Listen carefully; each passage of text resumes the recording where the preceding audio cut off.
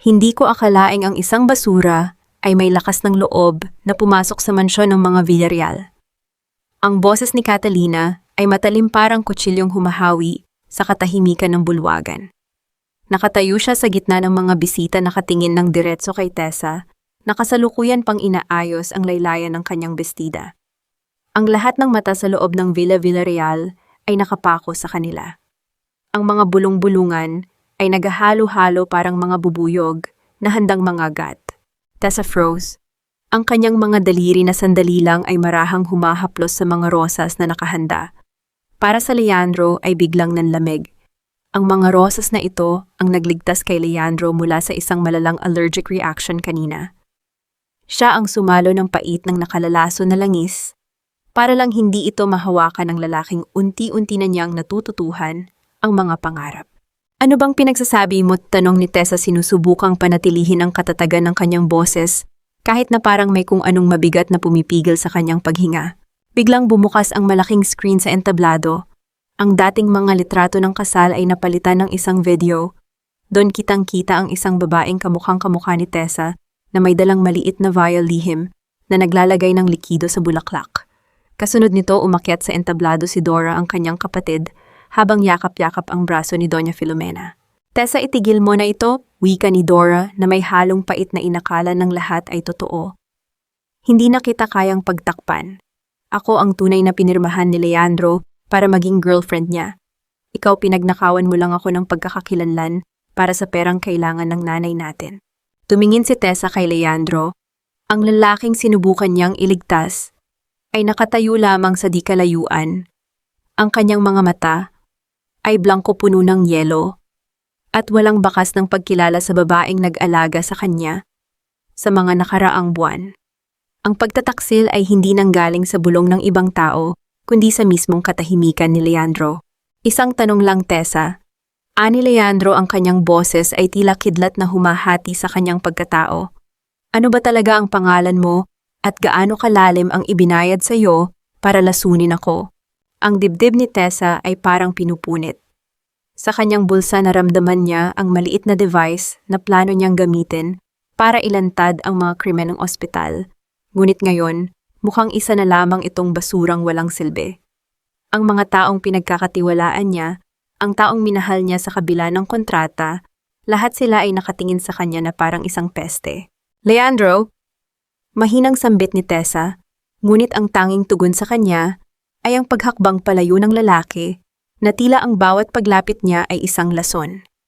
Ang mga gwardiya ay nagsimula ng humakbang papalapit. Ang bawat hakbang ng kanilang mabibigat na sapatos sa marmol na sahig ay parang martilyong tumutunog sa kanyang ulo. Si Dora na nasa likod ni Filomena ay nagpakawala ng isang maliit at mapang-asar na ngiti na tanging si Tessa lang ang nakakita. Wala nang saysay ang paliwanag. Wala nang saysay ang katotohanan kung ang pandinig ng lahat ay sarado na ng kasinungalingan. Tessa stood tall. Kahit na nanginginig ang kanyang mga tuhod, pilit niyang pinatayo ang kanyang sarili. Tumingin siya sa malayo sa mga aninong nagtatago sa likod ng mga kurtina ng Villa Villarreal. Kung ito ang laro nila, kung ito ang paraan nila para ilibing siya, hindi nila alam na ang bawat pagtulak nila sa kanya ay siya ring paggising ng isang babaeng wala nang mawawala pa. Ngunit sa gitna ng lahat ng ito, isang mapait na tanong ang nananatili sa kanyang isipan. Nagliliyab sa kanyang puso. Kailan naging kasalanan ang maging totoo sa isang mundong puro kasinungalingan ng pundasyon? Nang tuluyang maputol ang huling hibla ng koneksyon sa pagitan ni Tessa at ng marangyang buhay sa loob ng Villa Villarreal, ang malamig na hangin sa labas ng mansyon ang sumalubong sa kanya.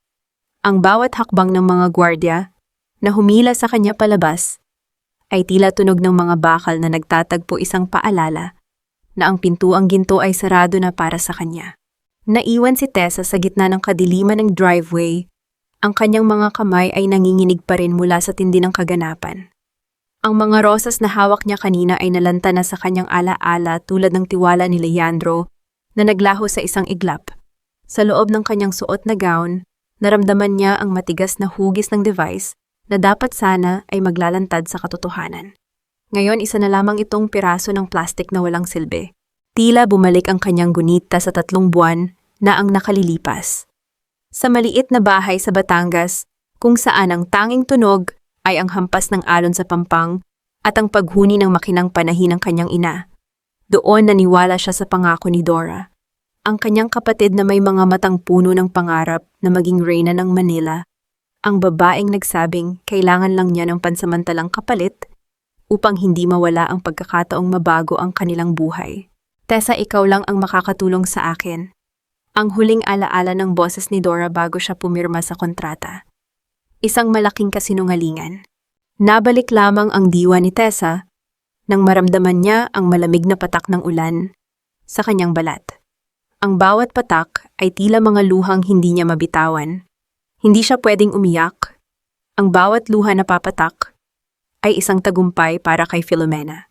Ang bawat paghikbi ay isang pagkatalo para sa kanyang inang kasalukuyang nakikipaglaban para sa buhay sa loob ng ospital na pagmamay-ari rin ng mga Villarreal. Sa loob ng mansyon, hindi alam ni Tessa na si Leandro ay nakatayo pa rin sa gitna ng bulwagan. Ang kanyang mga mata ay nakatuon sa pintuang bakal na bagong sarado. Ang bawat paghinga niya ay mabigat, tila may isang kamay na sumasakal sa kanyang leeg. Ang amoy ng pabango ng mga bisita ay humahalo sa amoy ng mga bulaklak at sa isang sandali, naghahanap siya ng isang amoy na wala roon ang natural na bango ng sabon na madalas gamitin ni Tessa. Leandro, huwag mong isipin ang babaeng iyon. Isa lang siyang manloloko. Ang malambot ngunit may himig ng utos na boses ni Filomena ang bumasag sa kanyang pagmumuni-muni. Hindi sumagot si Leandro. Pinakatitigan niya ang isang basong alak na naiwan ni Tessa sa mesa. Hindi man lang nito nagalaw ang baso, ngunit ang paraan ng pagkakalagay nito ay eksakto sa gitna ng coaster, isang maliit na detalye na tanging ang babaeng iyon lamang ang gumagawa. Sa isang iglap ang kanyang isip ay ginulo ng isang nakakairitang kaisipan. Bakit sa kabila ng lahat ng ebidensya ang puso niya ay tumatangging maniwala na ang mga kamay na nagligtas sa kanya kanina ay ang mga kamay ring may balak na pumatay sa kanya? Sa labas nagsimulang maglakad si Tessa. Hindi siya lumingon. Alam niyang ang bawat hakbang niya palayo sa mansyon ay isang hakbang patungo sa isang digmaang hindi niya inakalang kailangan niyang labanan ng mag-isa. Kung akala nila ay tapos na ang laro, nagkakamali sila. Ang babaeng itinaboy nila ay hindi na ang Tessa na takot sa kahirapan. Ang Tessa na ito ay may dalang lihim na kayang gumuho sa pundasyon ng Villa Villarreal. Hindi niyo alam ang kinalaban niyo, bulong niya sa sarili habang ang kanyang mga mata ay nagliliyab sa ilalim ng malamig na ulan. Ngunit sa kabila ng tapang isang tanong, ang nanunuot sa kanyang dibdib, paano niya ililigtas ang kanyang ina kung ang tanging sandata niya ay isang katotohanang walang gustong maniwala? Sa loob ng mansyon ang ingay ng kasiyahan ay tila isang malupit na biro para kay Leandro. Ang bawat pagtawa ni Catalina sa kanyang tabi ay parang gasgas na plaka na sumasakit sa kanyang tainga. Si Filomena naman ay hindi mapakali, pabalik-balik ang tingin sa bawat bisita, tinitiyak na walang kahit sinong nakakaalala sa babaeng pinalayas kanina. Sa isang sulok ng kusina, nakayuko si Nanay Ising habang nililinis ang mga basong ginamit ng mga bisita. Ang kanyang mga kamay ay nanginginig, hindi dahil sa tanda, kundi dahil sa dami ng lihim na nakabaon sa kanyang dibdib. Narinig niya ang bawat bulong, nakita niya ang bawat galaw ni Dora kanina nang ilagay nito ang vial sa bulaklak. Ang mga taong may sala ang madalas na maingay ang konsensya. Bulong ni Nanay Ising sa sarili habang ang tubig sa lababo ay dumadaloy ng tuloy-tuloy, parang oras na hindi na maibabalik. Sa labas sa madilim na kalsada ng Tagaytay, narating ni Tessa ang isang pampublikong telepono. Ang ulan ay tumitigil na, ngunit ang lamig ay nanunuot hanggang sa kanyang buto. Kinuha niya ang kanyang lumang cellphone, isang gadget na hindi man lang tiningnan ng mga Villarreal dahil sa pag-aakalang wala itong halaga. Binuksan niya ang isang folder na nakatago sa ilalim ng mga personal na file. Isang listahan ng mga pangalan ang bumungad sa kanya. Mga pasyente ng Villarreal Medical Center na pumanaw nang hindi man lang nabibigyan ng maayos na paliwanag. Kasama rito ang pangalan ng ina ni Leandro, na ayon sa opisyal na ulat ay namatay dahil sa lason. Ngunit ayon sa mga dokumentong nakalap ni Tessa, may kinalaman ang maling gamot na ipinadala ng isang supplier na pagmamay-ari ni Catalina. Hindi lang ako ang biktima, yuan ni Tessa. Ang kanyang boses ay mahina ngunit puno ng bagong tatag na determinasyon. Dora Catalina Filomena, lahat kayo babayaran niyo ang bawat luha ng mga taong ginamit niyo. Samantala sa loob ng library ng mansyon si Catalina ay abala sa pag-aayos ng kanyang mga gamit. Napangiti siya nang makita ang isang maliit na bag na naiwan ni Tessa sa silid na tinutuluyan nito. Binuksan niya ito umaasang makakahanap ng ebidensya ng pagnanakaw. Ngunit wala roon kundi isang lumang kwadrado ng tela, ang paboritong disenyong tinatahi ng ina ni Tessa. Wala man lang kahit anong mahalagang gamit. Inis na bulong ni Catalina. Itatapon na sana niya ang tela nang may mahulog na isang maliit na papel mula sa tahi nito. Isang reseta ng gamot na nakapangalan kay Doña Mercedes ang ina ni Leandro. Nanlaki ang mga mata ni Catalina. Alam niya ang reseta na ito.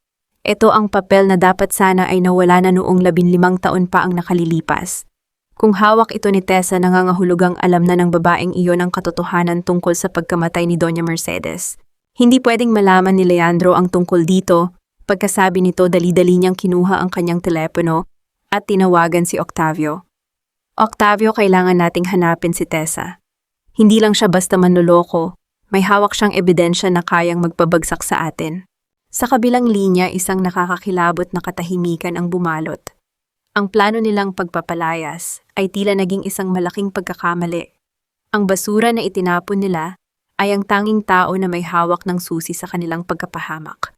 Habang naglalakad si Tessa sa kawalan, isang anino ang sumunod sa kanya. Hindi ito gwardiya at lalong hindi ito tao ni Leandro. Ito ay isang taong matagal nang naghihintay ng tamang pagkakataon para magpakita. Isang pamilyar na boses ang narinig ni Tessa, mula sa likuran isang tinig na nagpatigil sa kanyang paglalakad. Akala mo ba paglabas mo ng mansyon ay malaya ka na, Tessa? Lumingon si Tessa. Ang taong nasa harap niya ay hindi niya inaasahang makikita sa oras na iyon. Ang kanyang puso ay biglang tumibok ng napakabilis. Paano niya nalaman na narito ako? Ang aninong lumabas mula sa dilim ay walang iba kundi si Attorney Isidora Alvarado. Ang kanyang tindig ay tuwid suot ang isang itim na blazer na tila armor sa gitna ng madilim na kalsada. Walang bakas ng awa sa kanyang mukha, tanging ang matalim na pagsusuri ng isang taong sanay magbasa ng mga kasinungalingan. Attorney Isidora, ani Tessa ang kanyang boses, ay bahagyang nanginginig, ngunit hindi dahil sa takot, kundi sa pagkabigla. Paano mo nalaman na nandito ako? Hindi sumagot ang abogado. Sa halip, inilabas nito ang isang makapal na envelope at iniabot ito kay Tessa. Ang bawat galaw ni Isidora ay kalkulado, tila bawat segundo ay may katumbas na halaga. Ang mga Villarreal ay hindi lang maruming maglaro, Tessa. Sila ay mga master sa pagbura ng ebidensya. Ang nakuha mo sa mansyon sapat na iyon para mapansin ka nila, pero hindi sapat para mapabagsak sila. Wika ni Isidora, habang ang kanyang tingin ay nakapako sa malayo sa mansyong unti-unting nalulunod sa liwanag ng mga ilaw. Sa loob ng Villa Villarreal, hindi mapakali si Leandro. Pagkatapos ng gabi, pumasok siya sa kanyang silid at pilit na inalis ang amoy ng mga pabango ng mga bisita. Binuksan niya ang kanyang drawer kung saan nakatago ang mga dokumentong dapat sana ay nilagdaan na niya. Ngunit ang kanyang kamay ay huminto sa isang folder na hindi niya pag-aari, isang logbook ng mga gamot na ipinadala sa ospital ng pamilya. Isang listahan ang nakita niya ang mga pangalan ng mga pasyenteng nakatanggap ng experimental device. Ang bawat pangalan ay may katabing lagda. Ngunit nang tignan niya ang kanyang sariling pirma, bigla siyang natigilan. Ang kurba ng kanyang L at ang pagkakaputol ng kanyang V ay bahagyang naiiba. Hindi ko ito pirma, ni bulong ni Leandro sa sarili. Isang malamig na pawis ang dumaloy sa kanyang sentido. Sa bawat segundong lumilipas ang utang na loob na ipinilit ni Filomena sa kanya, ay unti-unting nagiging isang tanikala. Naisip niya ang huling sulyap ni Tessa kanina, hindi ito ang sulyap ng isang taong na huling nagnanakaw.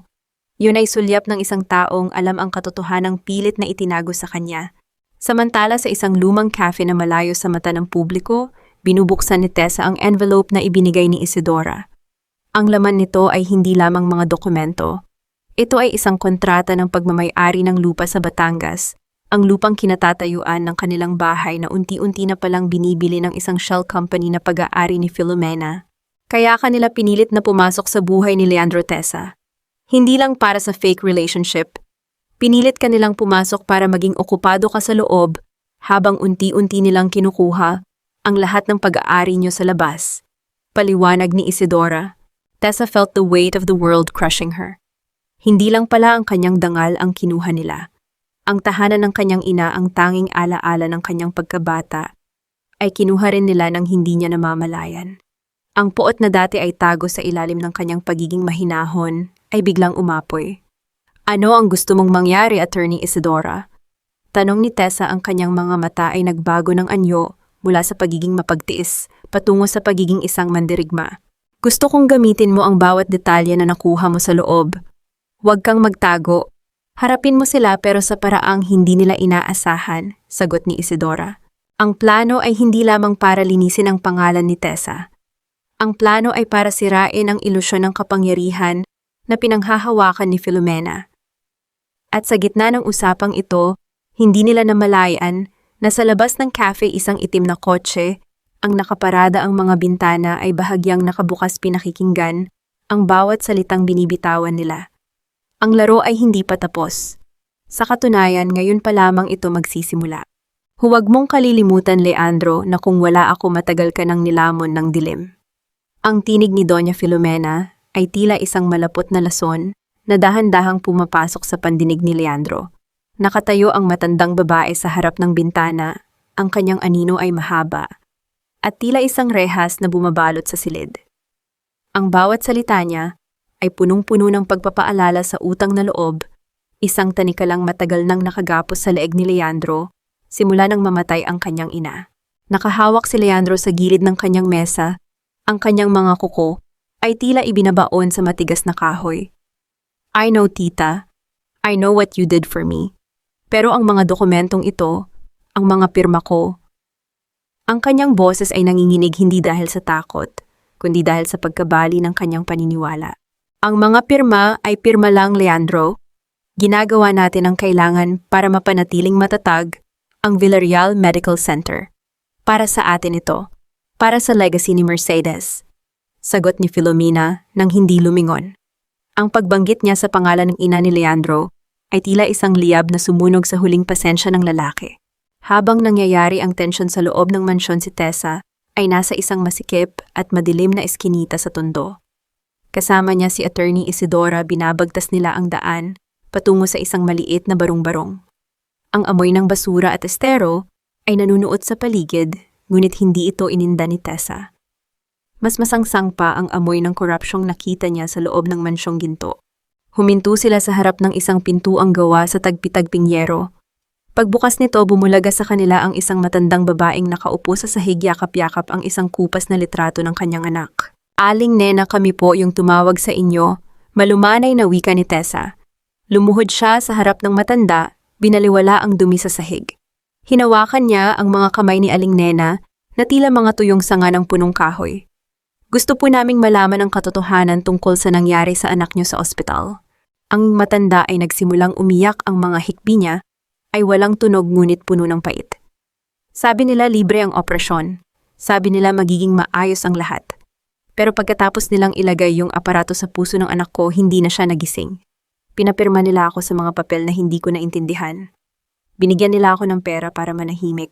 Naramdaman ni Tessa ang pagsikip ng kanyang dibdib. Ang bawat salita ni Aling Nena ay tila mga karayom na tumutusok sa kanyang puso. Ito ang mukha ng mga collateral damage ni Filomena. Kinuha ni Tessa ang kanyang dalang baon, isang simpleng tinapay at tubig, at iniabot ito sa matanda. Ito ay isang maliit na kilos, isang golden moment sa gitna ng karukhaan na nagpakita na sa kabila ng lahat ng sakit, ang puso ni Tessa ay nananatiling buo at mapagmahal. Hindi po namin kayo pababayaan, Aling Nena. Pangako po yan, bulong ni Tessa. Nang lumabas sila ng eskinita, naramdaman ni Tessa na tila may nakamasid sa kanila. Ang itim na kotse na nakita niya sa cafe ay muling nakaparada sa di-kalayuan. Ang mga ilaw nito ay nakapatay, ngunit ang presensya nito ay tila isang masamang pangitain. Attorney Isidora, are we being followed? Tanong ni Tessa habang mabilis na naglalakad. Huwag kang lilingon, Tessa. Just keep walking, seryosong sagot ng abogado. Samantala sa loob ng library ni Leandro, isang lihim na drawer ang nabuksan. Doon nakita ni Leandro ang isang lumang kwintas na pagmamay-ari ng kanyang ina. Sa loob ng locket walang litrato kundi isang maliit na micro SD card na nakatago sa likod ng tela. Ang kanyang puso ay tumibok ng napakabilis tila isang tambol na nagbababala ng bagyo. Sinalpak niya ang card sa kanyang laptop. Ang unang file na bumukas ay isang video ni Mercedes, ang kanyang ina na may mga pasa sa braso at namumugtong mga mata. Leandro, kung pinapanood mo ito, ibig sabihin wala na ako. Huwag kang magtitiwala sa kahit kanino sa loob ng bahay na ito, lalo na kay Filomena. Ang mundo ni Leandro ay tila gumuho. Ang taong itinuring niyang tagapagligtas ay ang siya palang aninong pumatay sa kanyang liwanag. Sa kabilang banda si Tessa ay nakarating na sa kanyang tinutuluyan nang biglang may humarang sa kanyang daan. Isang lalaking nakamaskara ang mabilis na lumapit sa kanya at may itinutok na matalim na bagay sa kanyang tagiliran. Ibigay mo ang envelope o sasama ka sa anak ni Aling Nena sa hukay, bulong ng lalaki. Tessa froze. Ang lamig ng talim sa kanyang balat ay tila isang paalala na ang katotohanan ay may napakamahal na kabayaran. Ngunit bago pa man siya makagalaw, isang pamilyar na tunog ng sasakyan ang huminto sa kanilang tapat. Ang pinto ay bumukas at isang boses na hindi niya inasahang marinig ang umalingaw-ngaw. Bitawan mo siya. Si Leandro. Nakatayo sa ilalim ng ilaw ng poste, ang mga mata ay puno ng galit at pagsisisi.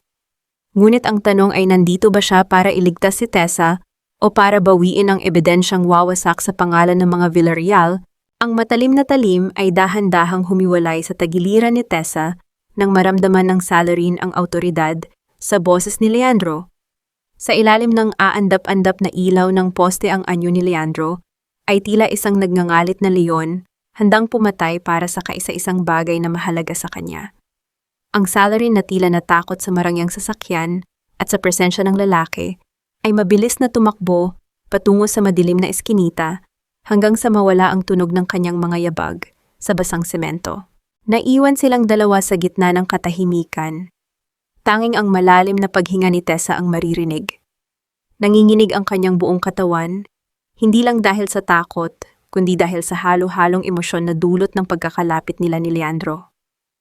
Tessa, ang pagbanggit ni Leandro sa kanyang pangalan ay puno ng pagsisisi, parang isang dalangin na matagal nang hindi nausal. Lumapit siya, ang kanyang kamay ay nag-aalangan na humawak sa balikat ng dalaga.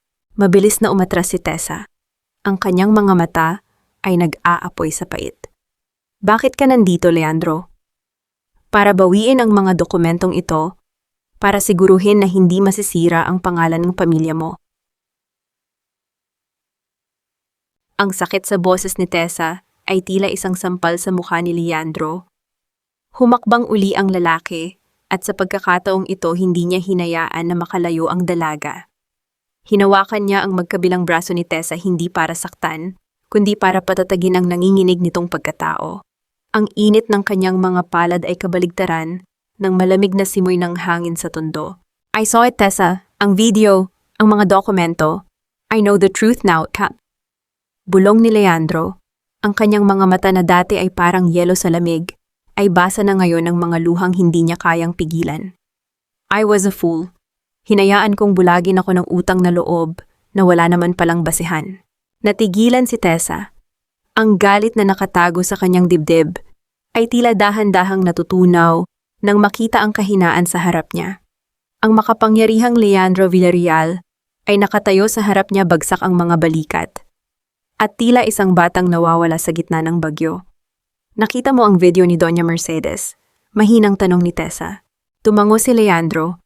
Dahan-dahang inabot ng kanyang kamay ang mukha ni Tessa, hinawi ang ilang hibla ng buhok na basa ng ulan. Ang kanyang hinlalaki ay marahang humaplos sa pisngi ng dalaga, isang golden moment na puno ng pag-asa at paghingi ng tawad. Sa sandaling iyon, ang mundo sa paligid nila ay tila tumigil. Ang amoy ng ulan at ang tibok ng kanilang mga puso ay naging isa. Hindi ko alam kung paano hihingi ng patawad, Tessa. Ang ginawa nila sa inyo, ang paggamit nila sa nanay mo, it's unforgivable. Ani Leandro, ang kanyang boses ay napaos dahil sa emosyon. Hindi patawad ang kailangan ko, Leandro. Hustisya, sagot ni Tessa, bagamat hindi na niya inilayo ang kanyang mukha sa haplos ng lalaki. Naramdaman niya ang katapatan sa bawat salita nito, ngunit ang sugat sa kanyang puso ay malalim pa rin. Nabalik lamang sila sa katotohanan nang tumunog ang cellphone ni Leandro. Isang text message mula kay Filomena. "Where are you, Leandro? Your grandmother's condition is worsening. Come home now." Nagkatinginan silang dalawa. Alam ni Tessa na ito ay isa na namang patibong isang paraan ni Filomena para kontrolin muli ang sitwasyon. Ngunit bago pa makasagot si Leandro, naramdaman ni Tessa ang panginginig ng sarili niyang bulsa. Binuksan niya ang kanyang lumang telepono at muntik nang mabitawan ito nang mabasa ang mensahe mula sa ospital. "Miss De La Cruz, may emergency sa lagay ng nanay mo. Kailangan mong pumunta rito ngayon din." Ang takot ay muling lumukob sa puso ni Tessa. Tumingin siya kay Leandro, ang kanyang mga mata ay puno ng pagsusumamo. Sa gitna ng gabi, kailangan nilang pumili ang lola ni Leandro o ang ina ni Tessa. O baka naman ito na ang huling hakbang ni Filomena para tuluyang patahimikin ang lahat. "Leandro, ang nanay ko." Ang boses ni Tessa ay halos maglaho na. "Tayo nagkasasa." Seryosong sabi ni Leandro, sabay hila sa kamay ni Tessa, patungo sa kanyang sasakyan. "Hindi na tayo papayag na may mawala pa sa atin dahil sa kanila." Habang humaharurot ang sasakyan sa gitna ng dilim, hindi nila alam na sa loob ng ospital, isang figura ang nakatayo sa tabi ng kama ng ina ni Tessa. May hawak na syringe na puno ng isang malinaw na likido. Isang ngiting mapanira ang gumuhit sa mga labi nito habang pinagmamasdan ang monitor ng tibok ng puso. Ang bawat segundong lumilipas ay tila isang patak ng dugo mula sa aking puso. Ang kaisipang ito ang tanging naririnig ni Tessa habang humaharurot ang sasakyan ni Leandro sa gitna ng malakas na ulan. Ang tunay na ingay ng makina ay nilunod ng kaba sa kanyang dibdib. Nakatingin siya sa labas sa mga ilaw ng kalsada na nagiging malabo dahil sa bilis ng takbo at sa mga luhang pilit niyang pinipigilan. "Bibilisan ko, Tessa. Just hold on, okay? We're almost there." Wika ni Leandro, ang kanyang mga kamay ay mahigpit na nakakapit sa manibela hanggang sa mamuti ang kanyang mga buku-buku. "Leandro, kung may mangyari sa kanya, kung huli na ang lahat." Hindi na natapos ni Tessa ang kanyang sinasabi dahil ang kanyang boses ay tuluyan ng bumasag.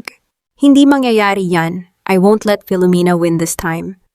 Sagot ni Leandro, ang kanyang panga ay mahigpit na nakaset sa galit. "Nanay mo siya, Tessa, at ililigtas natin siya." Nang makarating sila sa Villarreal Medical Center, ang amoy ng disinfectant at ang malamig na semento ng ospital ang sumalubong sa kanila. Ang katahimikan ng pasilyo ay tila isang mabigat na kumot na sumasakal sa paghinga ni Tessa. Bawat hakbang nila ay umaaling-aungaw sa paligid, isang paalala ng bawat segundong nawawala sa kanila.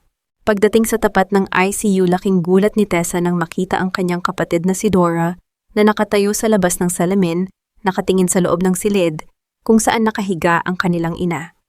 Ngunit ang mas ikinagulat niya ay ang hawak ni Dora, isang maliit na vial na walang label at isang syringe. "Dora, anong ginagawa mo?" Sigaw ni Tessa, ang kanyang boses ay tila isang hagupit sa tahimik na pasilyo. Mabilis na itinago ni Dora ang kanyang kamay sa likuran, ang kanyang mukha ay biglang namutla. "Tessa, bakit nandito ka? At kasama mo pa siya?" Ang kanyang boses ay nanginginig, pilit na nagtatapang-tapangan. "Ibigay mo sa akin yan, Dora. Ano ang balak mong gawin kay nanay?" Humakbang si Leandro papalapit, ang kanyang presensya ay tila isang pader na humaharang sa anumang pagtakas ng dalawa. "Wala, pinapunta ako rito ni Tita Filomena." Sabi niya, may kailangang ituro sa mga nurse, depensa ni Dora, habang ang mga luha ay nagsisimulang pumatak sa kanyang mga mata. "You don't understand, Tessa. Ginagawa ko lang ang sinasabi nila para hindi tayo mabulok sa kulungan." "By killing our own mother, is that your plan, Dora?" Lumapit si Tessa at hinawakan ang magkabilang balikat ng kapatid. "Look at her, Dora, si nanay, yan. Ang nagpalaki sa atin, ang nagtahi ng mga pangarap natin kahit butas-butas ang tsinelas natin. How could you sell your soul to those people?" Isang golden moment ang namayani nang biglang bumukas ang pinto ng ICU at lumabas ang isang matandang nurse. Tumingin siya sa dalawang magkapatid nang may lungkot sa mga mata. "Miss De La Cruz, gising na ang nanay niyo. Hinahanap kayo." Mabilis na pumasok si Tessa, binaliwala ang tensyon sa labas. Nakita niya ang kanyang ina, si Adela, na may mga tubo sa katawan Ngunit may mahinang ngiti sa mga labi nang makita ang anak. Tessa, anak! Mahinang bulong ni Adela. Inabot ni Tessa ang kamay ng ina, ang magaspang at pagod na balat nito ay tila pinakamahalagang kayamanan sa mundo. Nay, nandito na ako, wag na kayong mag-alala, sabi ni Tessa habang hinahalikan ang kamay ng ina. Ngunit sa labas ng silid isang pamilyar na tunog ng marangyang sapatos ang umalingaw-ngaw sa pasilyo. Si Doña Filomena suot ang kanyang itim na terno at ang kanyang mapanuring tingin ay dahan-dahang naglalakad papalapit kay Leandro at Dora. What a touching family reunion, wika ni Filomena, ang boses ay puno ng sarkasmo. Leandro, I thought you were with your grandmother. Poor Isabella, she's asking for you. And yet you're here with a commoner's mother. Stop it, tita! I know everything, malamig na tugon ni Leandro. The clinical trials, the fake signatures, at ang tangkang pagpatay sa nanay ni Tessa kanina gamit si Dora. Ngumiti ng tipid si Filomena, isang nangiting tila galing sa impyerno. Proof, Leandro? Where is your proof? Everything in this hospital belongs to me, including the records of this woman's surgery. Biglang lumingon si Filomena kay Tessa na nasa loob ng silid. Tessa dear, I hope you enjoyed your last few minutes with your mother, because if you don't sign the confession right now, the electricity in this room might have a technical problem. Nanlaki ang mga mata ni Tessa. Tumingin siya sa monitor ng tibok ng puso ng kanyang ina at pagkatapos ay kay Filomena na may hawak na remote control sa kanyang bulsa. You're a monster, bulong ni Tessa. No dear, I'm a Villarreal and we always protect what's ours, sagot ni Filomena. Sa kabilang dulo ng pasilyo isang anino ang mabilis na gumalaw. Isang hindi inaasahang tao ang lumabas mula sa elevator, may hawak na isang itim na folder. The power in this room won't go out, Filomena, but your power in this city that's about to vanish. Lahat ay napalingon. Ang taong nakatayo roon ay si Attorney Isidora, ngunit may kasama siyang 2 pulis at isang lalaking nakauniporme ng National Bureau of Investigation. Ang tensyon sa pasilyo ay tila sasabog na. Ngunit bago pa makapagsalita si Filomena, isang malakas na tunog ng alarm ang nanggaling sa monitor ni Adela. Ang linya ng tibok ng puso ay biglang naging patag. Nay, nanay, sigaw ni Tessa. Lumabas po muna kayo, clear isa pa, clears. Ang boses ng doktor ay tila nanggagaling sa ilalim ng tubig habang mabilis na pinalalabas si Tessa mula sa silid ng kanyang ina. Ang matinis at mahabang tunog mula sa monitor ay hindi tumitigil, isang tunog na tila isang matalim na kawad na humihiwa sa bawat hibla ng pag-asa ni Tessa. Mula sa labas ng salamin nakita niya ang pag-angat ng katawan ng kanyang ina sa bawat dagok ng kuryente mula sa defibrillator. Nay, wag po, wag niyo kaming iwan. Bulong ni Tessa, ang kanyang mga palad ay nakadiin sa malamig na salamin ng ICU. Ang kanyang paningin ay lumalabo dahil sa mga luhang walang tigil sa pag-agos, ngunit ang kanyang puso ay tila tumigil na rin sa pagtibok kasabay ng linya sa monitor. Sa likuran niya ang kaguluhan ay tila isang malayo at walang saysay na dula. Ngunit ang boses ni Doña Filomena ay muling umalingaw-ngaw, puno ng peking pag-aalala na mas lalong nagpakulo sa dugo ni Leandro. See, this is the stress you brought into this family, Leandro. Kung hindi dahil sa babaeng iyan, maayos sana ang lahat. Ani Filomena habang inaayos ang kanyang perlas na kwintas na tila walang buhay na nakataya sa loob ng silid. Tumahimik ka, tita. Ang sigaw ni Leandro ay nagpatahimik sa buong pasilyo. Ang kanyang mga mata ay nag-aapoy sa galit, isang galit na matagal nang naipon sa ilalim ng mga taon ng manipulasyon. Don't you dare speak about family. You destroyed mine, you killed my mother, at ngayon. Pati ang nanay ni Tessa ay balak mong isama. Lalong tumibay ang tindig ni Attorney Isidora sa tabi ng mga pulis. Inilabas niya ang isang dokumento mula sa kanyang itim na folder. Doña Filomena Villarreal, may warrant kami para sa iyong arrest.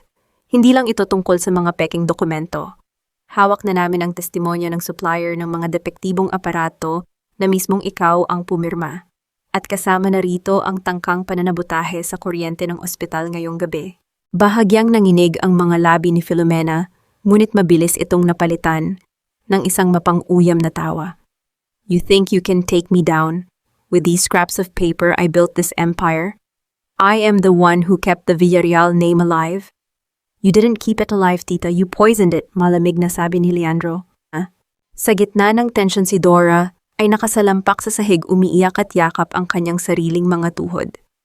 Ang vial na hawak niya kanina ay nabasag na sa sahig, ang likido nito ay dahan-dahang humahalo sa alikabok ng pasilyo tulad ng kanyang mga pangarap na nauwi sa wala. Isang golden moment ang naganap nang biglang huminto ang matinis na tunog sa loob ng ICU. Napalitan ito ng mahina ngunit regular na tunog ng pagtibok ng puso. Bumukas ang pinto at lumabas ang doktor, hinihingal at pawis na pawis. Stable na siya. Sa ngayon, it was a close call, but she's a fighter, wika ng doktor. Tessa felt her knees give out. Napaupo siya sa sahig hindi dahil sa panghihina, kundi dahil sa matinding pasasalamat. Lumapit si Leandro at niyakap siya ng mahigpit, isang yakap na tila nagsasabing hindi na siya kailanman mag-iisa sa laban na ito. Habang pinupusasa ng mga pulis si Filomena, lumingon ang matandang babae kay Leandro. Ang kanyang mga mata ay puno ng puot. Akala mo ba tapos na ito, Leandro? Ang katotohanang hinahanap mo tungkol sa nanay mo, may mas malalim pa rito, at si Isabela ang lola mo, she knows more than you think. Napatigagal si Leandro. Ang bawat salita ni Filomena ay tila isang bagong palaisipan na nagbukas ng sugat sa kanyang pagkatao.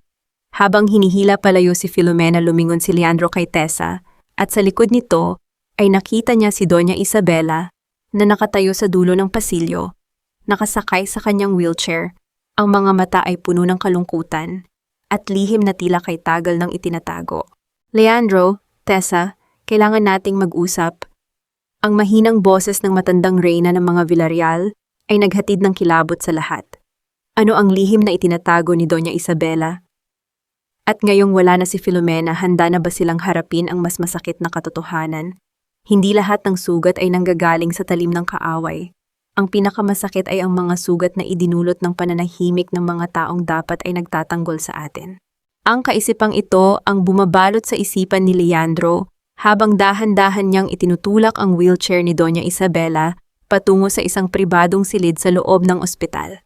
Ang bawat pag-ikot ng gulong sa makinis na sahig ay tila isang mabigat na buntong hininga ng tadhana. Sa likuran nila sumusunod si Tessa, ang kanyang mga kamay ay nakayukom pa rin, ramdam ang panginginig ng bawat kalamnan pagkatapos ng madugo at nakakapanghinang tagpo kanina. Nang makapasok sila sa silid, ang tanging ingay na maririnig ay ang mahinang tunog ng aircon at ang regular na pagtiktak ng orasan sa dingding. Umupo si Tessa sa isang silya sa tabi ng bintana, habang si Leandro ay lumuhod sa harap ng kanyang lola, hawak ang mga kulubot at nanginginig na kamay nito. Lola, ano ang ibig sabihin ni Filomena?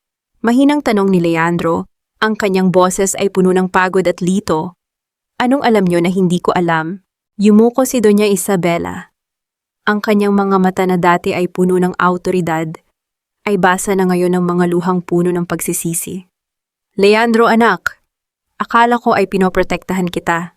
Akala ko sa pamamagitan ng pananahimik, mailalayo kita sa mas masakit na katotohanan.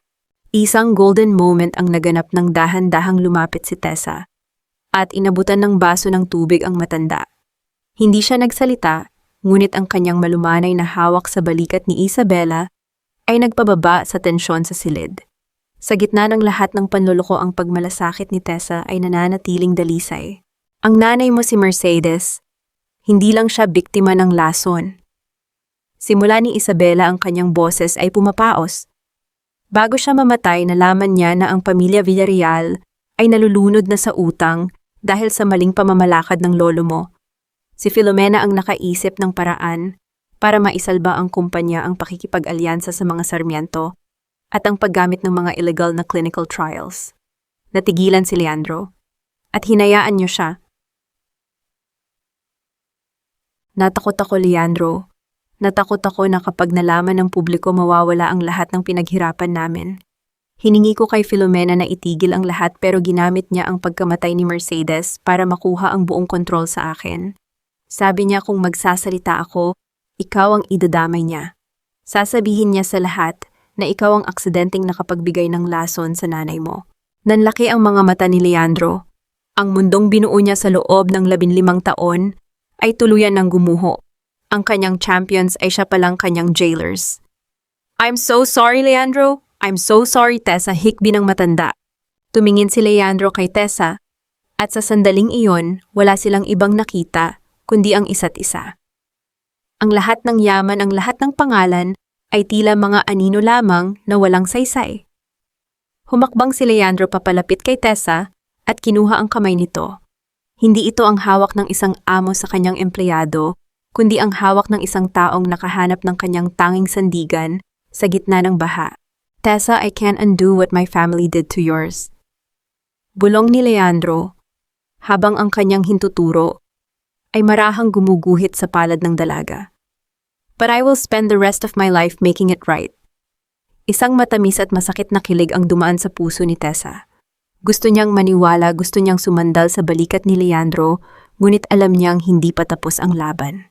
Nabalik ang lahat sa realidad nang biglang pumasok si Attorney Isidora. Ang kanyang mukha ay seryoso at may dalang masamang balita. Leandro, kailangan nating kumilos. Si Catalina, hindi siya nahuli kasama ni Filomena at ngayon lang naglabas siya ng pahayag sa media. Pinuksan ni Isidora ang tablet at ipinakita ang isang live video. Si Catalina mukhang kawawa at may hawak na panyo ay humaharap sa mga reporter. Nalinlang din po ako, ani Catalina sa video habang umiiyak. Si Leandro Villarreal, matagal na po siyang may sakit sa isip. Siya po ang nag-utos sa akin at kay Filomena na gawin ang mga trials na yon para mapabilis ang kita ng kumpanya. May ebidensya po ako na siya ang nagpalsipika ng sarili niyang mga pirma para pagmukaing biktima siya ngayon. What? Sigaw ni Leandro. And there's more, dagdag ni Isidora. Naghain siya ng petisyon sa korte para ideklarang mentally unfit ka na mamuno at dahil sa confession na pinirmahan ni Tessa kanina, gagamitin niya iyon para sabihing kasabwat mo si Tessa sa pangingikil sa kumpanya. Tumingin si Tessa sa bintana. Ang ulan ay tumitindi na naman parang isang babala na ang pinakamalaking unos ay hindi pa dumarating. Ang confession na pinirmahan niya para iligtas ang kanyang ina ay magiging matalim na espada na gagamitin ni Catalina para pugutan silang dalawa ni Leandro. Hindi pa tayo panalo, mahinang sabi ni Tessa. Catalina is not just a puppet. She's the spider who's been waiting for the web to break. Sa dulo ng video, isang lalaki ang lumitaw sa tabi ni Catalina, si Octavio, ang emosyonal na kapatid nito na may hawak na isang pamilyar na folder. Ang folder na iyon ang orihinal na kontrata ni Tessa. Leandro, bulong ni Tessa habang nakatingin sa screen. Hawak nila ang ebidensya na nagsasabing ang lahat ng ito ang pag-iibigan natin, ang pagliligtas ko sa iyo, ay bahagi lamang ng isang detalyadong plano para sa pera. Paano nila mapapatunayan ang kanilang pag-ibig sa harap ng isang mundong naniniwala lamang sa mga nakasulat sa kontrata? At hanggang saan ang kayang gawin ni Catalina para tuluyang makuha ang trono ng mga Villarreal? Sa bawat piraso ng papel na pinirmahan ko, tila unti-unting namamatay ang tunay kong pangalan. Ang kaisipang ito ang nagpapabigat sa bawat paghinga ni Tessa habang nakatingin sa nagliliwanag na screen ng tablet. Ang mukha ni Catalina sa balita, ang maamong anyo na nagtatago ng isang ganid na loobin, ay tila isang multong humahabol sa kanya. Sa bawat salitang binitawan ng babaeng iyon sa harap ng media, ang dangal ni Tessa at ang katinuan ni Leandro ay dahan-dahang kinakatay sa harap ng buong bansa. This is gaslighting at its finest. Marrying, sabi ni Attorney Isidora sabay sara ng device. Ang tunog ng pagbagsak ng cover ng tablet ay umalingaw-ngaw sa tahimik na silid, parang hatol ng isang hukom. Catalina is using your past trauma, Leandro, to build a narrative na ikaw ang mastermind at si Tessa ang iyong hired gun para sa pangingikil. Napasandal si Leandro sa pader, ang kanyang mga mata ay nakapikit ng mariin. Ang kanyang dibdib ay mabilis na tumataas baba, isang senyales na ang kanyang pagkabalisa ay unti-unti na namang umaakyat sa kanyang lalamunan. Ang bawat akusasyon ni Catalina ay tila mga aninong pilit na humihila sa kanya pabalik sa madilim na silid ng kanyang nakaraan. Dahan-dahang lumapit si Tessa. Sa pagkakataong ito, hindi siya nag-atubili. Hinawakan niya ang kamay ni Leandro, isang hawak na hindi bahagi ng anumang kontrata, kundi isang tahimik na pangako ng katapatan. Naramdaman niya ang panginginig ng mga daliri ng lalaki, ang lamig na tila nagmumula sa kaibuturan ng buto nito. Leandro, look at me, mahinang utos ni Tessa. Ang kanyang boses ay malumanay parang haplos ng hangin sa gitna ng bagyo. Nang imulat ni Leandro ang kanyang mga mata, nakita niya ang determinasyon sa mga mata ni Tessa. Wala roon ang takot, wala roon ang pagsuko. Isang golden moment ang namayani sa pagitan nila nang dahan-dahang ilapat ni Leandro ang kanyang noo sa noo ni Tessa. Ang kanilang mga hininga ay nagtagpo isang sandali ng pag-iisa, sa gitna ng mundong pilit silang pinaghihiwalay. I'm sorry, Tessa, dahil sa akin nadadamay ka sa ganitong dumi. Bulong ni Leandro, ang kanyang boses ay basag at puno ng pagsisisi. Hindi ikaw ang may kasalanan nito, Leandro. Sila ang may gawa nito. At hindi ako papayag na ang huling pahina ng kwento natin ay isusulat ng isang katulad ni Catalina, sagot ni Tessa. Hinigpitan niya ang hawak sa kamay ng lalaki, pinaparamdam dito na sa laban na ito hindi na siya ang contract girlfriend, kundi ang kaisa-isang kakampi na handang sumugal ng lahat. Nabalik ang seryosong usapan nang tumikim si Isidora. May isang paraan pa, pero mapanganib. Catalina mentioned she has the original contract. If we can prove that the contract was signed under duress, or that there's a secondary document na nagpapatunay ng manipulasyon ni Filomena sa medical records, we can flip the script. Biglang natigilan si Tessa. Wait, the logbook. Noong nasa mansyon ako, may nakita akong isang lumang leather-bound notebook sa silid ni Filomena. It wasn't in the safe. It was hidden inside the lining of a vintage sewing kit. Akala ko noon ay listahan lang ng mga sukat ng damit, pero may mga petsa roon na tumutugma sa mga experimental trials na sinasabi nyo. Anong sewing kit? Tanong ni Leandro, bahagyang nagkaroon ng liwanag ang kanyang mga mata. The one that belonged to your mother, Mercedes. Filomena kept it as a trophy, paliwanag. Paliwanag ni Tessa. Ang kanyang kakayahan sa pag-alala ng mga detalye ay muling nagbigay sa kanila ng pag-asa. Ngunit bago pa sila makapagplano ang pintuan ng silid, ay marahas na bumukas. Hindi mga pulis ang pumasok kundi si Octavio Sarmiento. Ang kanyang mukha ay puno ng pawis at ang kanyang mga mata ay ligalig. May hawak siyang isang sobrang itim, ang parehong folder na nakita nila sa video kanina. Octavio, what are you doing here? Galit na tanong ni Leandro agad na humarang sa harap ni Tessa. Hindi ko na kaya ito, Leandro, hingal na sabi ni Octavio. Lumingon siya sa labas ng pasilyo, tinitiyak na walang nakakakita sa kanya. Catalina, she's planning something worse. Ngayong gabi ililipat nila si Doña Filomena sa isang private facility para hindi na makapagsalita. At ang nanay mo, Tessa, balak nilang gamitin ang transfer papers para dalhin siya sa isang ospital na kontrolado ng mga Sarmiento. Naramdaman ni Tessa ang panlalamig ng kanyang buong pagkatao. Ang kanyang ina ay muling nasa panganib. Bakit mo ito ginagawa, Octavio, kapatid mo si Catalina? Ani Tessa, puno ng pagduda. Ibinaba ni Octavio ang sobre sa mesa. Dahil ang kapatid ko ay hindi na ang taong kilala ko. At dahil alam ko ang ginawa nila kay Mercedes. Hindi ko kayang mabuhay na may dalang ganitong klaseng konsensya. Inabot ni Tessa ang sobre, ngunit bago niya ito mabuksan, isang malakas na tunog ng sirena ng ambulansya ang narinig mula sa ibaba ng ospital. Mabilis na tumingin si Leandro sa bintana at nakita ang isang grupo ng mga lalaking naka-uniforme ng security firm ng mga Sarmiento na mabilis na pumapasok sa main entrance. They're here for your mother, Tessa, sabi ni Leandro. Ang kanyang boses ay puno ng awtoridad at galit. Kailangan nilang magdesisyon. Tatakas ba sila dala ang ebidensya o itataya ang lahat para protektahan ang nanay ni Tessa sa gitna ng pasilyong puno ng mga kaaway? Ang mga yabag ng mabibigat na sapatos ay mabilis na papalapit sa kanilang silid. Ang bawat tunog ng bakal na tumatama sa sahig ay parang bilang ng mga huling sandali ng kanilang kalayaan. Ang tunog ng mabibigat na sapatos sa labas ng pasilyo ay tila isang martilyong paulit-ulit na dumiin sa dibdib ni Tessa. Ang bawat hakbang na papalapit ay nagdala ng kilabot, isang babala, na ang kaligtasang matagal niyang ipinaglaban ay tila isang bula na malapit ng pumutok. Leandro, hindi nila pwedeng makuha si nanay. Hindi sa ganitong paraan. Bulong ni Tessa, ang kanyang boses ay nanginginig sa takot, ngunit may bahid ng puot. Ang kanyang mga mata ay nakapako sa pintuan, habang ang kanyang kamay ay mahigpit na nakakapit sa braso ni Leandro, tila doon lamang siya humuhugot ng lakas para hindi tuluyang gumuho. Octavio, stall them. Give us 5 minutes, Bond. Utos ni Leandro ang kanyang tinig ay malamig at puno ng awtoridad na hindi matatanggihan. Sa kabila ng kanyang sariling pangamba, pinilit ni Leandro na maging matatag para sa babaeng mahal niya. Lumingon siya kay Attorney Isidora. Isidora, call the hospital director. Sabihin mo may illegal na paglilipat ng pasyente na nagaganap. I don't care about the protocols, stop them at the lobby. Dali-daling lumabas si Octavio, ang kanyang mukha ay puno ng ligalig habang hinaharap ang mga lalaking nakauniporme sa labas. Maririnig ang malakas na pagtatalo ang palitan ng mga banta at ang boses ni Octavio na pilit itinatago ang panginginig. Sa loob ng silid mabilis na lumapit si Tessa sa kama ng kanyang ina.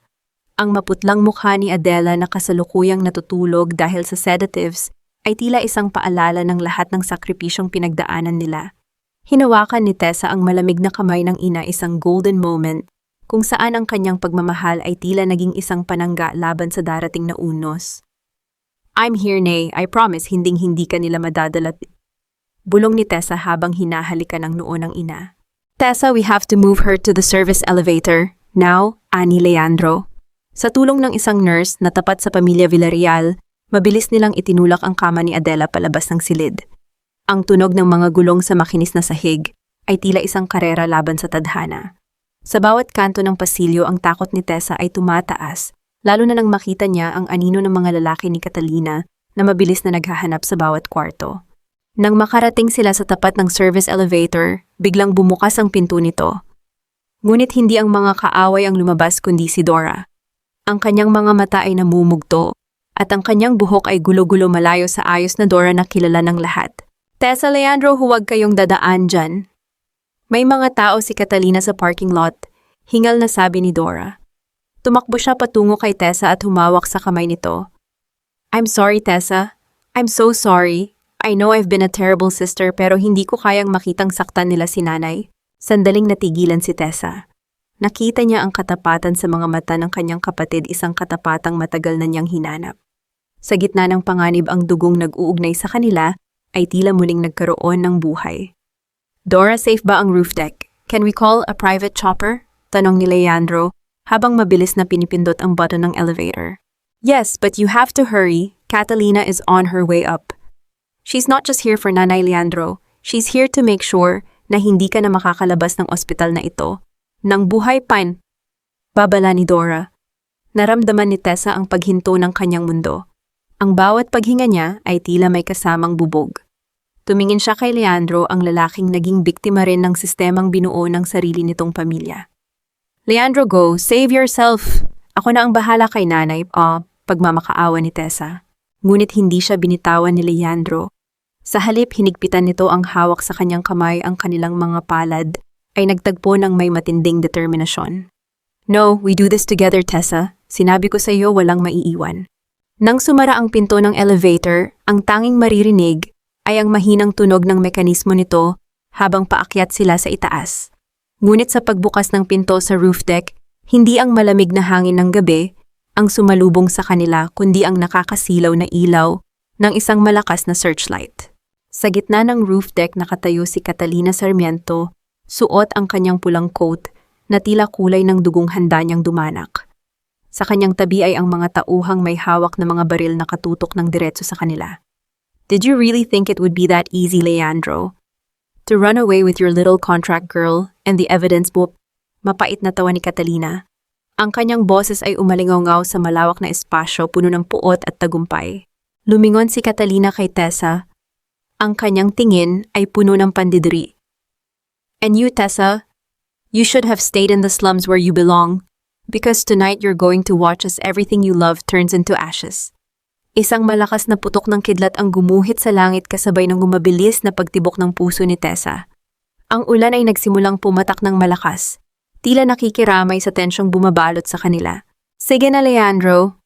Give me the envelope and maybe just maybe I'll let your mother-in-law live for another day. Hamon ni Catalina, habang dahan-dahang itinatapat ang kanyang daliri sa isang switch na hawak niya. Ang buhay ni Adela, ang kalayaan ni Leandro, at ang dangal ni Tessa ay nakasalalay sa isang maling galaw. Sa gitna ng unos isang katanungan, ang umalingaw-ngaw sa isipan ni Tessa. Hanggang saan mo kayang ibigay ang lahat para sa taong nagturo sa'yo kung paano muling magmahal? Akala mo ba sapat na ang pag-ibig para bayaran ang lahat ng utang mo sa amin, Tessa? Ang boses ni Catalina ay humahalo sa hagupit ng hangin at ulan, tila isang demonyong bumubulong sa gitna ng unos. Ang bawat salita niya ay punong-puno ng pangungutya, isang paalala na sa mundong ito, ang mga katulad ni Tessa ay madalas na tinatapak-tapakan lamang ng mga may kapangyarihan. Nakatayo si Tessa sa harap ng kama ng kanyang ina, hinahayaan niyang mabasa siya ng ulan para lamang magsilbing panangga sa katawan ni Adela. Ang bawat patak ng tubig na tumatama sa kanyang mukha ay tila mga karayom na tumutusok sa kanyang balat, ngunit mas masakit ang makita ang kanyang ina na sa kabila ng kahinaan ay kailangang dumanas ng ganitong kalupitan. Ibigay mo na ang envelope, Leandro. Don't be a hero for a girl who's just using you for her mother's hospital bills. Patuloy ni Catalina, ang kanyang daliri ay nakapatong sa switch ng portable ventilator na nagbibigay ng hininga kay Adela. You know me, I don't bluff. Isang pindot ko lang at mawawalan ng hangin ang babaeng iyan bago pa man dumating ang helicopter na hinihintay nyo. Catalina, stop this. I'm the one you want, right? Take me but let them go. Ang sigaw ni Leandro ay nilunod ng malakas na kulog. Ang kanyang mukha ay basang-basa, ang kanyang mga mata ay naniningkit sa galit at desperasyon. Gusto niyang sumugod, gusto niyang bawiin ang switch, ngunit ang mga baril na nakatutok sa kanya ay tila mga rehas na pumipigil sa bawat galaw niya. Naramdaman ni Tessa ang pagguho ng kanyang kalooban. Tumingin siya kay Leandro, ang lalaking dati ay kinatatakutan niya ang bawat dampi, ngunit ngayon ay siya na palang kaisa-isang hininga ng kanyang pag-asa. Ang makita ang lalaking ito na handang isuko ang sariling buhay para sa kanya ay isang golden moment na nagpadurog sa kanyang puso. Hindi, Leandro, huwag, mahinang bulong ni Tessa, bagamat alam niyang hindi siya naririnig ng lalaki dahil sa ingay ng bagyo. Biglang humakbang si Dora sa pagitan nila. Ang kanyang kapatid na dati ay laging nagtatago sa likod ng mga kasinungalingan ay tumayo ng tuwid sa harap ni Catalina. Ako ang may kasalanan nito, Catalina. Ako ang pumirma sa kontrata. Ako ang pumatol sa mga plano nyo. Kung may kailangang magbayad ako, yun hindi ang kapatid ko at lalong hindi si nanay. Dora, tumabi ka. Sigaw ni Catalina, ang kanyang pasensya ay unti-unti nang nauubos. Sa gitna ng tensyon, napansin ni Tessa ang isang maliit na detalye. Ang folder na itim na dala ni Octavio ay nalaglag sa sahig nang magkaroon ng tulakan kanina. Dahan-dahan sa gitna ng kadiliman at ulan, gumapang ang kamay ni Tessa patungo rito. Ang bawat galaw niya ay kalkulado, tila isang aninong pilit na umiiwas sa liwanag ng searchlight. Nang mahawakan niya ang folder, naramdaman niya ang bigat nito. Hindi lang ito mga papel. Sa loob may isang maliit at matigas na bagay, ang leather-bound notebook na sinasabi niya kanina. Ang ebidensyang wawasak kay Catalina at Filomena. I have it, Catalina, sigaw ni Tessa. Habang tumatayo, itinaas niya ang notebook sa gitna ng ulan. Ang lahat ng records ng experimental trials, ang mga pangalan ng mga doktor na binayaran nyo, at ang huling sulat ni Mercedes.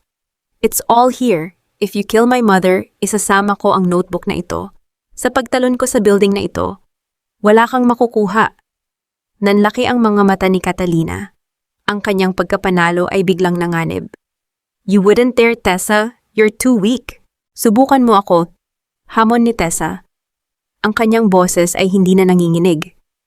Ang takot ay napalitan ng isang malamig na determinasyon. Isang maling galaw mo at mawawala ang lahat ng pinaghirapan niyo ni Filomena. You'll go to jail and I'll be the last thing you see before they lock the cell. Isang nakakabinging katahimikan ang namayani, tanging ang hagupit ng ulan ang naririnig. Ang bawat segundo ay tila isang taon. Nakatingin si Leandro kay Tessa nang may halo-halong paghanga at takot. Alam niyang seryoso ang dalaga. Ngunit sa gitna ng pagtutuos, isang tunog ng paparating na sasakyan ang narinig mula sa ibaba, kasunod ng malalakas na sirena ng pulisya na tila lumiligid sa buong gusali. Mukhang nakarating na ang tulong na tinawag ni Isidora. It's over, Catalina, sabi ni Leandro. Isang mapait na ngiti ang gumuhit sa mga labi ni Catalina. If I'm going down, I'm taking someone with me. Dali-dali niyang pinindot ang switch at kasabay nito ay itinulak niya ang stretcher ni Adela patungo sa gilid ng roof deck na walang rehas. Nanay, Ang nagngangalit na sigaw ni Tessa ay bumasag sa langit.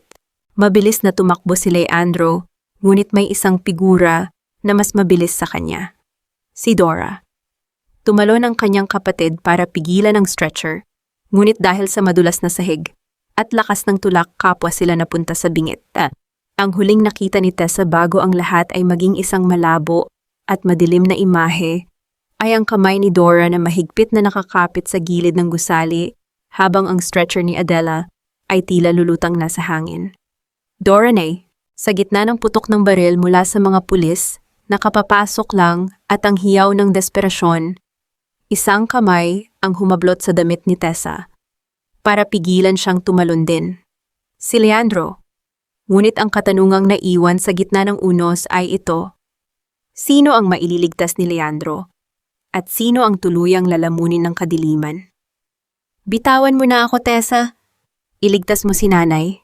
Ang tinig ni Dora ay halos hindi na marinig sa gitna ng hagupit ng hangin, isang mahinang pagsusumamo na tila nagmumula sa kabilang mundo. Ang kanyang mga daliri ay nanginginig dahan-dahang nawawalan ng kapit sa madulas na gilid ng semento, habang ang kabilang kamay niya ay mahigpit na nakahawak sa bakal ng stretcher ni Adela. Ang bawat segundo ay tila isang taon ng pagdurusa, kung saan ang bigat ng katawan ng kanilang ina ay nagiging pasan ng kanyang nag-iisang buhay. No, Dora, huwag kang bibitew. Please hold on. Ang sigaw ni Tessa ay halos mapatid ang litid sa leeg. Nakadapa siya sa basang sahig, pilit na inaabot ang kamay ng kapatid, habang si Leandro ay nakayakap sa kanyang baywang, pinipigilan siyang mahulog, kasama ng mga taong mahal niya. Ang bawat patak ng ulan na tumatama sa kanilang mga mukha ay tila mga luhang galing sa langit malamig at walang pakiramdam sa gitna ng trahedyang ito. Ang pasyang miron ng searchlight mula sa ibaba ay tumama sa kanila, nagbibigay ng isang nakakahilakbot na liwanag sa eksenang tila kinuha mula sa isang bangungot. Isang golden moment ang naganap nang magtama ang mga mata ni Tessa at Dora.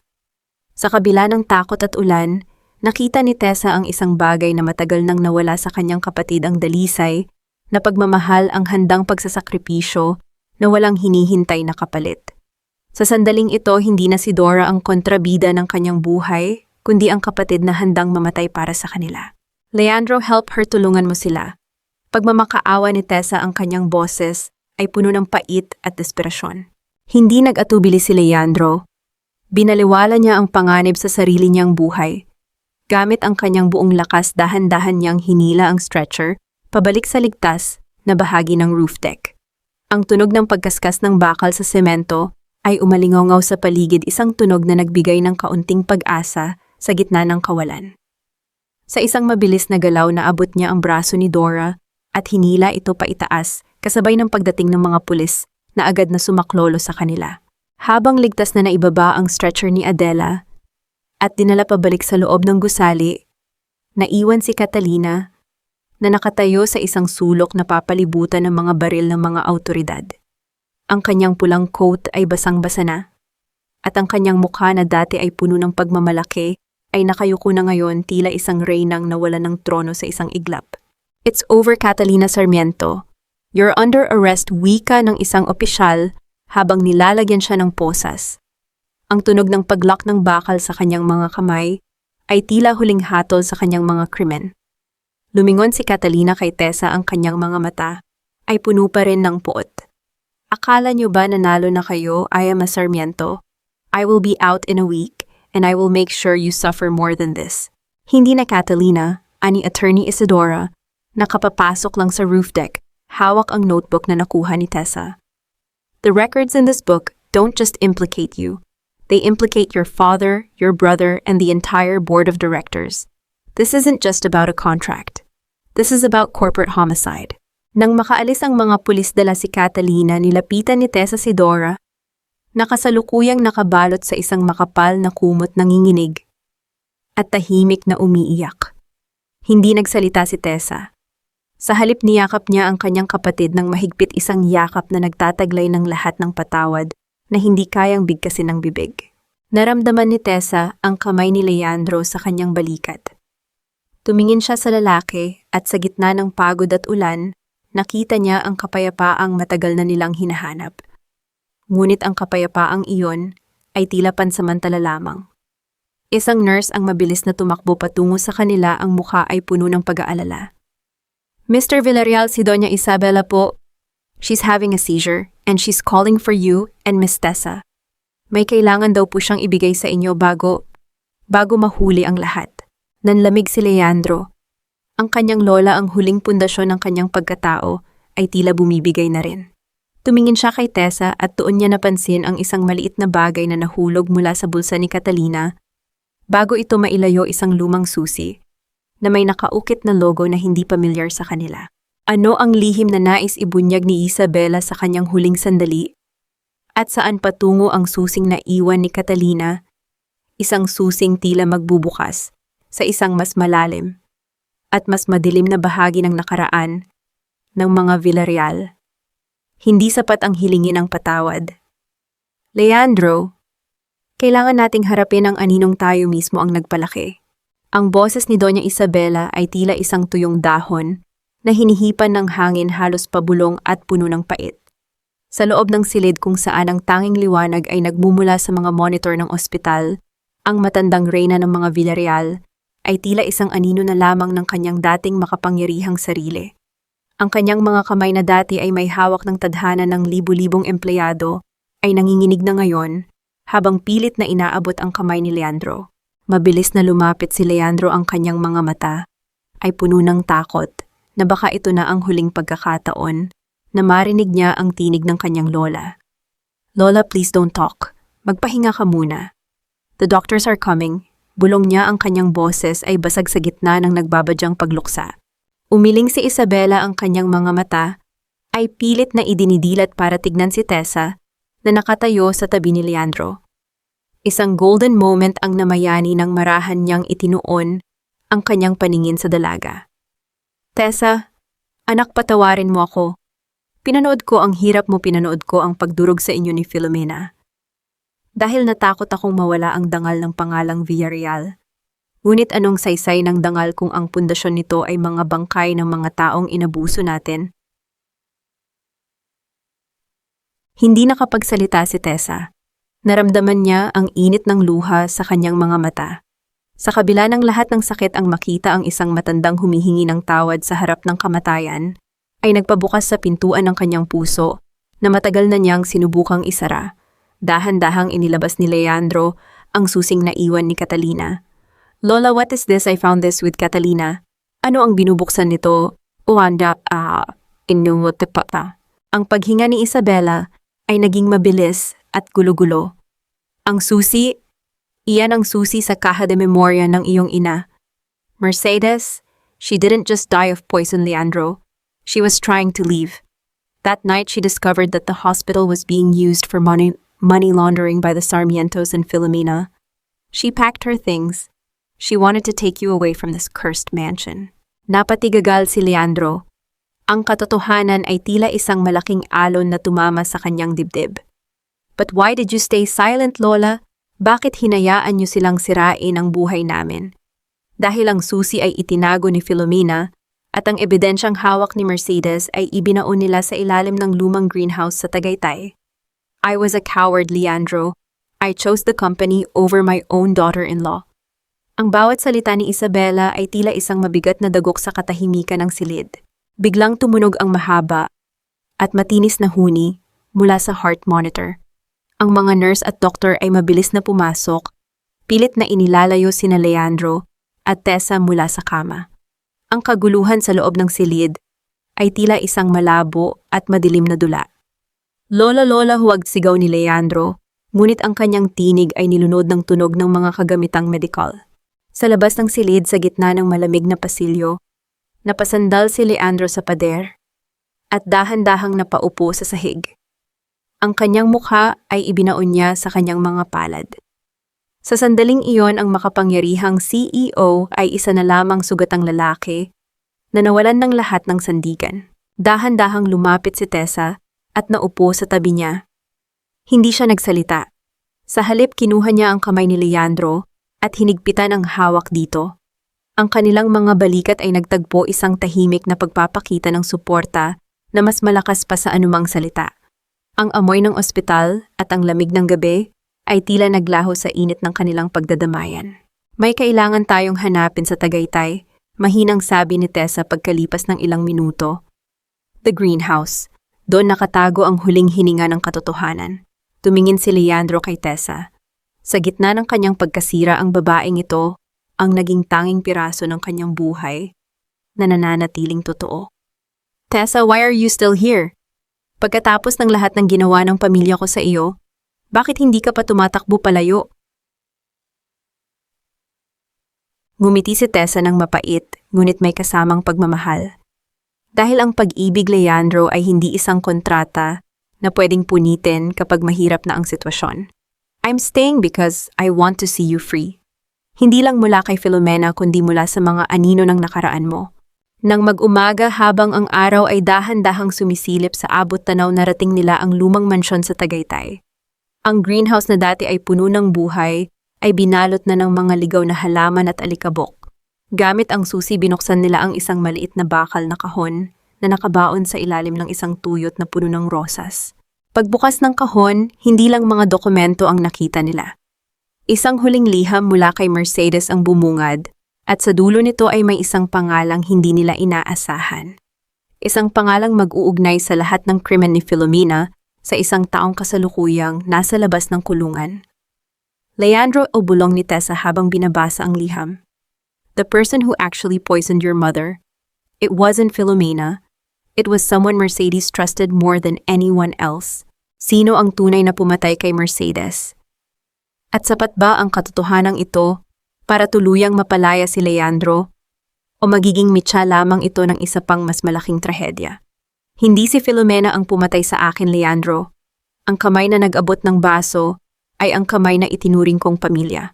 Ang bawat titik sa lumang liham ay tila mga uling na nagbabaga sumusunog sa mga daliri ni Leandro habang binabasa niya ang huling testamento ng kanyang ina.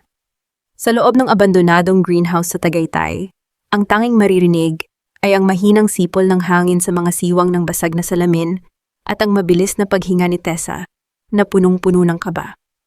Ang amoy ng tuyong lupa at lumang papel ay humahalo sa lamig ng umaga, isang atmosfera na tila nakikiramay sa pagguho ng mundo ni Leandro. Nanay Ising, ang bulong ni Leandro ay halos hindi na lumabas sa kanyang lalamunan. Ang kanyang mga mata ay naniningkit sa pait-pilit na itinatanggi ang katotohanang nakasulat sa harap niya. Hindi ito totoo. Si Nanay Ising ang nagpalaki sa akin. Siya ang nag-alaga sa akin nung wala na si Mama. Napahawak si Tessa sa balikat ni Leandro, ramdam ang panginginig ng bawat kalamnan ng lalaki. Isang golden moment ang naganap nang maramdaman ni Leandro ang init ng palad ni Tessa, isang tahimik na paalala na sa gitna ng katotohanang kayang pumatay ng pagkatao, may isang tao pa ring nananatili sa tabi niya. Ang pagmamalasakit ni Tessa ay hindi na bahagi ng anumang kontrata. Ito ay ang tanging angkla ni Leandro sa gitna ng dagat ng panlilinlang. Leandro, basahin mo ang dulo. Mahinang sabi ni Tessa, ang kanyang boses ay tila isang malumanay na haplos. Ipinagpatuloy ni Leandro ang pagbabasa sa ilalim ng aandap-andap na liwanag ng araw. Pinilit siya ni Filomena, Leandro. Hinawakan ni Filomena ang buhay ng kanyang mga anak sa lalawigan. Nanay Ising did it to save her own blood, not knowing the medicine was swapped for poison. She was a victim of Filomena's cruelty, just as I am. Ang galit na dati ay tila isang apoy na gustong sumabog, ay biglang napalitan ng isang malalim at malamig na kalungkutan. Ang hustisyang hinahanap ni Leandro ay hindi pala isang simpleng laban sa pagitan ng mabuti at masama. Ito ay isang masalimuot na sapot ng pagtitiis at sakripisyo. Biglang bumukas ang pintuan ng greenhouse, lumikha ito ng isang mahaba at nakakakilabot na tunog ng kalawang na bakal na nagkiskisan. Sa bukana nakatayo si Nanay Ising, suot ang kanyang kupas na apron at ang mukha na tila isang mapa ng mga taon ng lihim at pait. Ang kanyang mga mata ay hindi nagpapakita ng takot, kundi ng isang matagal na paghihintay sa sandaling ito. Alam ko na darating ang araw na ito, Leandro. Ang boses ng matanda ay mahina ngunit matatag. Lumapit siya, ang bawat hakbang niya sa tuyong dahon ay lumilikha ng tunog na tila mga huling tibok ng isang orasan. Handa na akong magbayad sa lahat ng kasalanang idinulot ko sa iyo at sa iyong ina. Lumuhod si Nanay Ising sa harap ni Leandro, ang kanyang mga kamay ay nakadikit sa semento ng greenhouse. Patawarin mo ako, anak. Simula nung gabing iyon, hindi na ako nakatulog ng mahimbing. Ang bawat yakap ko sa iyo, ang bawat pag-alaga ko, ay punong-puno ng tinik ng pagsisisi. Tumingin si Leandro kay Tessa at pagkatapos ay kay Nanay Ising. Ang paghihiganti na dati ay tila ang tanging layunin ng kanyang buhay ay biglang nawalan ng kulay. Naisip niya ang mga gabing tinatabihan siya ni Nanay Ising kapag siya ay binabangungot. Naisip niya ang bawat hain nito ng pagkain na puno ng pagmamahal. Isang buhay ang nawala dahil sa takot, Nanay Ising. Ani Leandro, ang kanyang boses ay napaos dahil sa pinipigil na luha. Pero hindi ko kayang dagdagan pa ang sakit sa pamamagitan ng pagpapakulong sa iyo. Ang tunay na may kasalanan ay nasa loob na ng rehas. Isang heart-piercing hook ang bumasag sa katahimikan nang biglang tumunog ang cellphone ni Tessa. Isang tawag mula kay Attorney Isidora. Tessa, may masamang balita. Nakatakas si Catalina habang inililipat siya sa probinsya. At may nakuha kaming impormasyon. Papunta siya sa Tagaytay. She's not just after the documents, she's after Nanay Ising. Nanay Ising is the only living witness who can testify that Filomena directly ordered the poisoning. Without her, Filomena might walk free on technicality. Naramdaman ni Tessa ang paghinto ng kanyang mundo. Ang ulan sa labas ay tila muling tumitindi kasabay ng tunog ng paparating na sasakyan. Sa malayo, isang tunog na hindi nanggagaling sa mga pulis. Nandito siya, Ton, bulong ni Tessa habang nakatingin sa kalsada. Ang bawat segundong lumilipas ay tila isang hakbang patungo sa huling pagtutuos. Si Leandro ay kailangang pumili ang iligtas ang babaeng pumatay sa kanyang ina o ang hayaan ang hustisya na tuluyang maglaho sa dilim ng gabi. Nanay Ising, tayo na. Kailangan nating umalis, sabi ni Leandro habang hinahatak ang matanda. Ngunit bago pa sila makarating sa sasakyan, isang malakas na tunog ng pagkabasag ng salamin ang narinig mula sa likuran ng greenhouse. Isang figura ang lumitaw mula sa mga anino. May hawak na isang bagay na kumikinang sa ilalim ng liwanag ng kidlat. No one is leaving this place alive. Ang boses ni Catalina ay tila nanggagaling sa isang taong wala na sa sariling katinuan. Ang huling laban ay hindi na tungkol sa yaman o kapangyarihan. Ito ay tungkol sa kung sino ang may lakas na putulin ang tanikala ng nakaraan. Akala mo ba ay hahayaan kitang mabuhay matapos mong sirain ang lahat ng pinaghirapan ko? Ang tinig ni Catalina ay parang kaskas ng yelo sa matigas na semento, nanginginig sa galit at desperasyon habang nakatayo siya sa bukana ng greenhouse. Ang kanyang buhok ay gulo-gulo basang-basa ng ulan at ang kanyang mga mata ay nanlilisik isang anino ng dating marangyang babaeng kinatatakutan ng lahat. Sa kanyang nanginginig na kamay, hawak niya ang isang baril, nakatutok ng diretso sa dibdib ni Nanay Ising, na kasalukuyan pa ring nakaluhod sa sahig. Mabilis na humakbang si Leandro sa harap ng matanda. Hinarang ang kanyang sariling katawan bilang panangga. Ang bawat paghinga ni Leandro ay tila may kasamang bubog mabigat at masakit. Itigil mo na ito, Catalina. Wala ka nang matatakasan. Isuko mo na ang baril bago pa lumala ang lahat. Wala na akong pakialam, Leandro. Wala na akong babalikan. Sigaw ni Catalina, ang kanyang boses ay pumapaos sa gitna ng hagupit ng hangin na pumapasok sa mga basag na salamin. Si Filomena, ang tatay ko, ang kumpanya, lahat kinuha nyo, at ang babaeng iyan, itinuro niya si Tessa sa pamamagitan ng dulo ng baril. Siya ang dahilan kung bakit ka nagbago. Kung hindi siya dumating, nakuha ko sana ang lahat ng gusto ko. Huminga ng malalim si Tessa, pilit na pinapakalma ang mabilis na tibok ng kanyang puso. Dahan-dahan siyang tumayo sa tabi ni Leandro. Ang kanyang mga mata ay hindi nagpapakita ng takot kundi ng isang malalim na awa. Hindi ang yaman ang nawala sa iyo, Catalina. Ang puso mo ang matagal nang nawala bago ka pa pumasok sa mansyong ito. You're not fighting for the Villarreals, you're fighting for a ghost of a dream that was never yours. Shut up, you know nothing, yun. Bulyaw ni Catalina. Isang golden moment ang namayani sa gitna ng tension nang dahan-dahang hawakan ni Nanay Ising ang laylayan ng pantalon ni Leandro. Tumingala ang matanda kay Catalina, ang kanyang mga mata ay basa ng luhang hindi para sa sarili niyang takot, kundi para sa kaluluwa ng babaeng nasa harap niya. Hija, pumatay na ako ng isang inosenteng tao dahil sa takot. Huwag mong hayaang ang huling sandali ng buhay mo ay mabahira ng dugo. Masakit mabuhay sa dilim, Catalina. Huwag mo nang ituloy ito. Ang bawat salita ni Nanay Ising ay tila mga latigo na tumama sa konsensya ni Catalina. Sandaling nanginig ang kanyang kamay, ang dulo ng baril ay dahan-dahang bumaba. Sa labas ang tunog ng mga sirena ng pulisya ay papalapit na ang pulang ilaw ay unti-unti nang naglalaro sa mga basag na salamin ng greenhouse. Ngunit sa gitna ng pag-aalinlangan isang mabilis na paggalaw ang naganap. Sa tangkang paglapit ni Leandro para agawin ang baril, isang malakas na putok ang umalingaw-ngaw sa paligid. Ang tunog ay tila nagpaguho sa buong Tagaytay, kasabay ng pagsiklab ng kaba sa dibdib ni Tessa. Leandro, ang sigaw ni Tessa ay halos mapatid ang kanyang hininga. Tumama ang bala sa isang metal na poste, sa itaas nagdulot ito ng pagbagsak ng malalaking piraso ng salamin at bakal. Mabilis na niyakap ni Leandro si Tessa at Nanay Ising para protektahan sila sa mga bumabagsak na labi.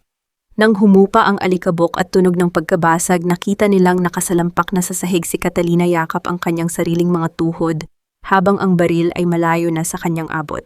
Dumating ang mga pulis kasama si Octavio na mabilis na tumakbo patungo sa kanyang kapatid. Ang pag-aresto kay Catalina ay tahimik, walang laban, tanging ang tunog ng paghikbi ng isang babaeng tuluyan nang nawala sa sarili ang maririnig sa gitna ng gabi. Nang ilayo na si Catalina, naiwan ang tatlo sa gitna ng wasak na greenhouse.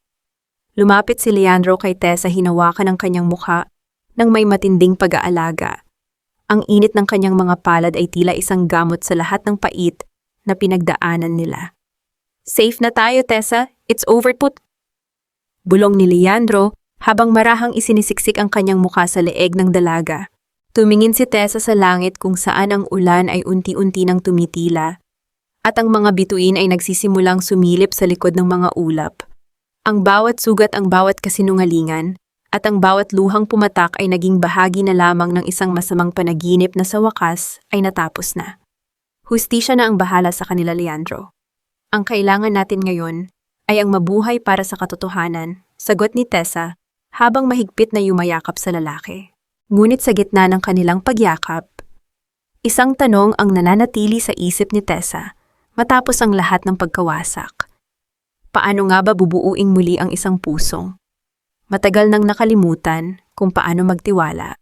2 taon ang lumipas, ang amoy ng lason at disinfectant ay napalitan na ng samyo ng mga sariwang sampagita at ang mainit na singaw ng kape sa umaga.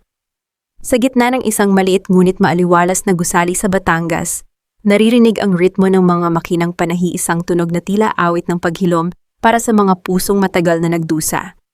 Ito ang karapatan ni Adela Center, isang pundasyong binuo ni Tessa para sa mga biktima ng illegal na medical trials, ang lugar kung saan ang bawat tahi ay simbolo ng muling pagbuo sa mga pangarap na sadyang winakasan ng iba. Nakatayo si Tessa sa tapat ng malaking bintana, pinagmamasdan ang kanyang ina na si Adela na kasalukuyang nagtuturo sa ilang kababaihan kung paano gumawa ng disenyo ng mga bestida. Ang mukha ng kanyang ina ay puno na ng sigla malayo sa maputlang aninong nakita niya sa ICU noon. Sa tabi ni Adela ay si Dora na bagamat dumaan sa mga buwan ng pagkakakulong at community service, ay dahan-dahan nang bumabangon. Ang kanilang ugnayan ay hindi na tulad ng dati, ngunit mayroon ng puwang para sa respeto at unti-unting pagtitiwala. Isang pamilyar na tunog ng sapatos ang narinig ni Tessa mula sa pintuan. Hindi niya kailangang lumingon para malaman kung sino ito. Ang tibok ng kanyang puso ay sapat na para sabihin sa kanya na narito na ang lalaking naging bahagi ng kanyang pinakamadilim na gabi at ngayon ay bahagi na ng kanyang pinakamaliwanag na umaga. "You're working too hard again, Tessa."